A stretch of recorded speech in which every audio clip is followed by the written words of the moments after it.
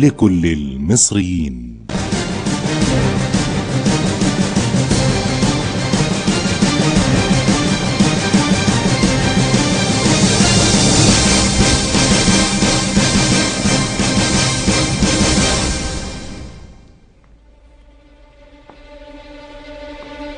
في ناس حضرتك بتحتفل براس السنة بالطريقة دي، وفي ناس بتحتفل براس السنة بالطريقة دي، وناس بتحتفل كده وفي كده.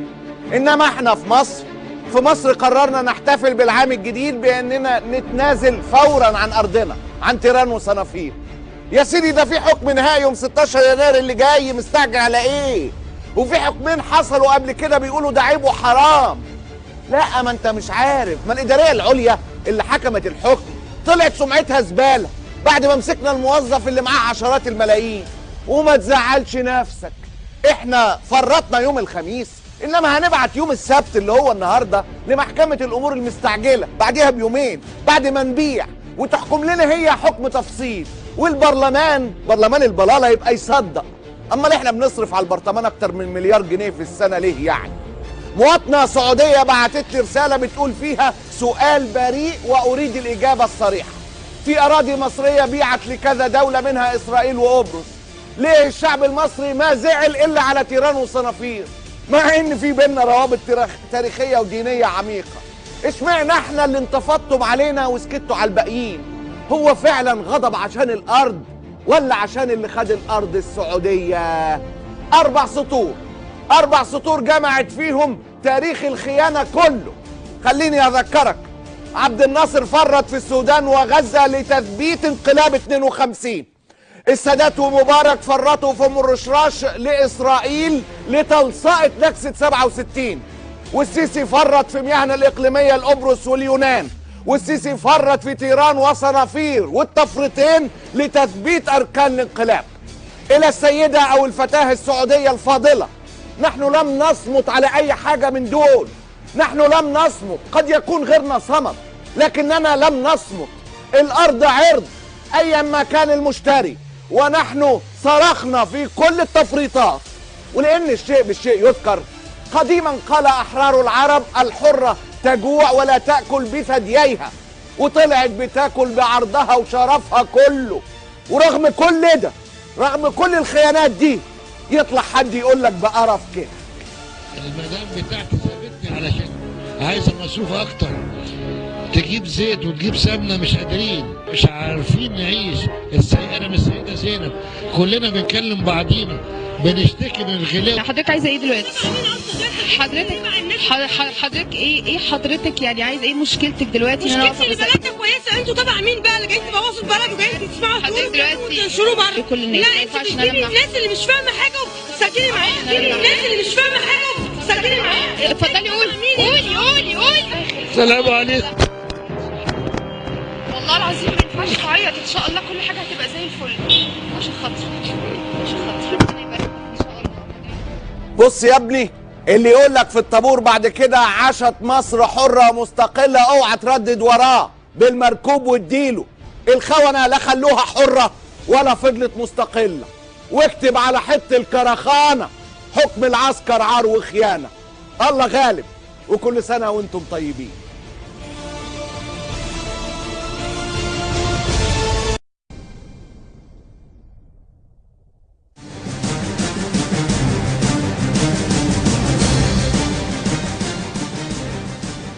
السلام عليكم ورحمة الله وبركاته. أهلا وسهلا بكم وآخر حلقات هذا العام 2016، هذا العام العصيب حقيقة والصعيب، يمشي الاثنين والله على كل المصريين.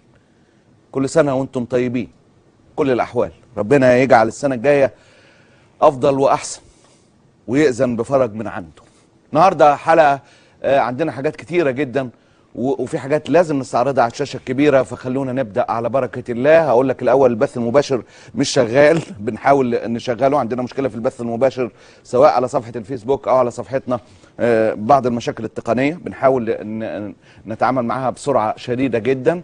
تقدر تشوف البث المباشر عن طريق تطبيق اخبار الشرق مؤقتا، دقائق يعني، على كل الهواتف الذكيه. على بركه الله، ابرز العناوين اخر حلقات 2016.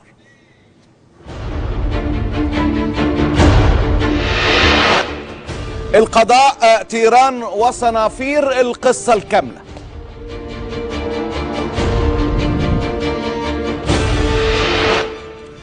مئة شهيد في سجون العسكر في 2016 والعمل الصحفي مجازفة بالحياة. السيسي لوزير دفاع أمريكا: الشرطة ارتكبت مذبحة رابعة وزوجتي بكت أثناء الفض.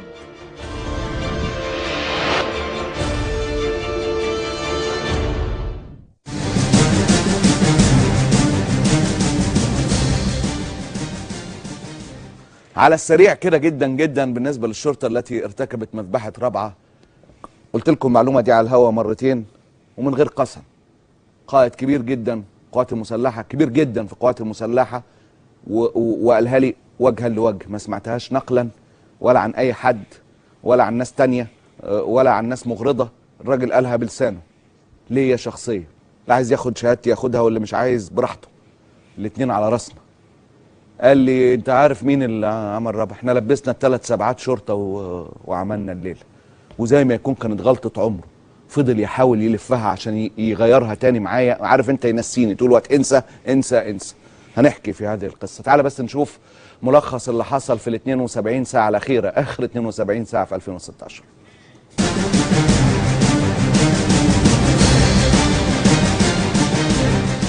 أكتر واحد مبسوط من اللي حصل يوم الخميس بتاع قرار تحويل حكاية تيران وصنافير لمجلس الوزراء هو بكورتي مصطفى بكري. حقيقة جاله على الطبطب ابن الايه، الكتاب كان لبس الكتاب وبار الكتاب اهو، هيلاقي له رواج من تاني.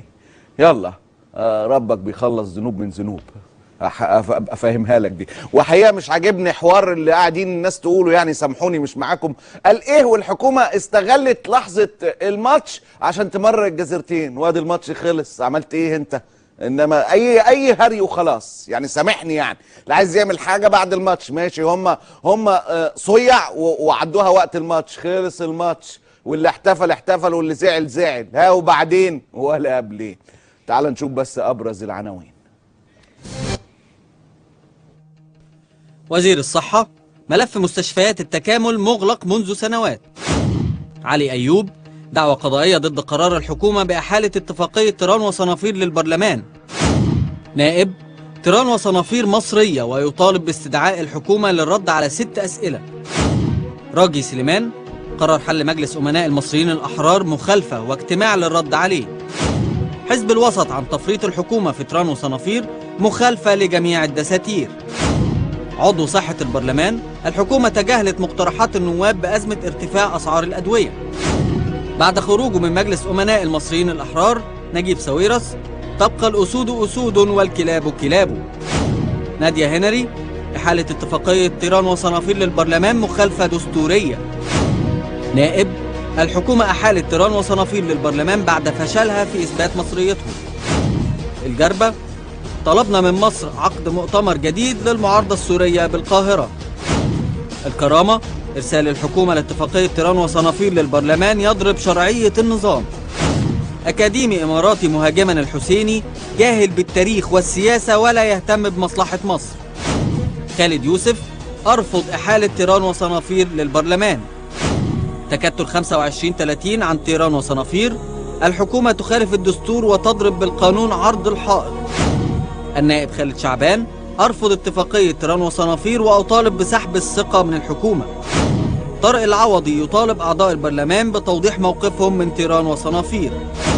عمرو بدر: معركة النظام في قضية تيران وصنافير خسرانة. يوسف الحسيني: تيران وصنافير ستظل مصرية ولن نتركها. خالد علي عن تيران وصنافير: الحكومة تمنح السعودية صك مجاني على أرض مصرية. حمدين صباحي عن تيران وصنافير: السيسي يتحمل مسؤولية التفريط في الأرض. جمال الجمل: موافقة الحكومة على اتفاقية تيران وصنافير خيانة عظمى. الاقتصادي هاني توفيق: أموال الرشوة كفيلة بسداد ديون مصر الخارجية. يحيى الأزاز: إحالة تيران وصنافير للبرلمان إعطاء من لا يملك لمن لا يستحق.